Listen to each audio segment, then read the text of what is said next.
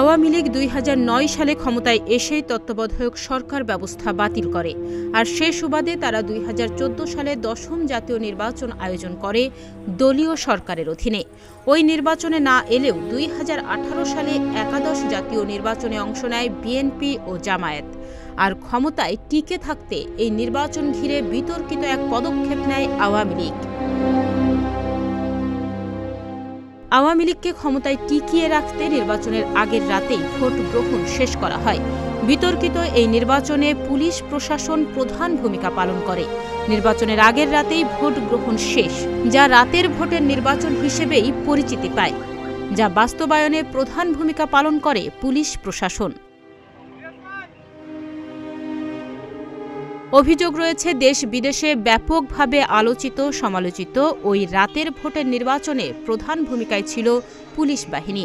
Police সদর দপ্তরের কয়েকজন পদস্থ কর্মকর্তা সহ মাঠ পর্যায়ে প্রতিটি জেলার পুলিশ সুপাররা ওই অপকর্মে মুখ্য ভূমিকা পালন করেন।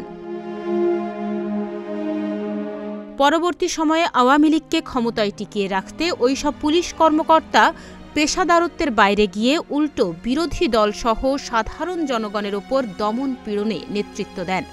আওয়ামী লীগ টানা তৃতীয় মেয়াদে ক্ষমতায় টিকে গিয়ে ওইসব পুলিশ কর্মকর্তাকে পদোন্নতি ও পোস্টিংয়ের পাশাপাশি নানা সুযোগ সুবিধাও দিয়েছে। এদিকে ছাত্র জনতার অভ্যুত্থানে আওয়ামী লীগে সরকারের পতনের পরেও পুলিশের ওইসব কর্মকর্তা বহাল তবিয়তেই রয়েছেন। কেবল হাতে গোনা কয়েকজনকে পুলিশ সদর দপ্তরে সংযুক্ত করা হয়। অন্যান্য অভিযোগে চাকরিচ্যুত হন কয়েকজন।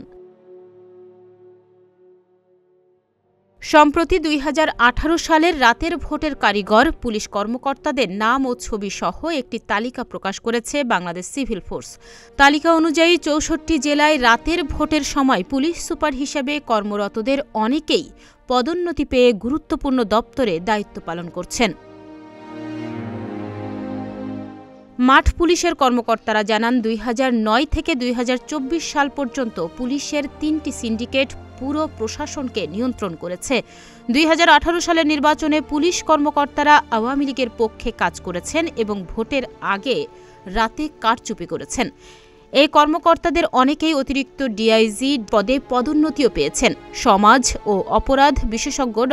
তৌহিদুল হক বলেন, এই কর্মকর্তাদের বিরুদ্ধে তদন্ত করে ব্যবস্থা নেওয়া উচিত।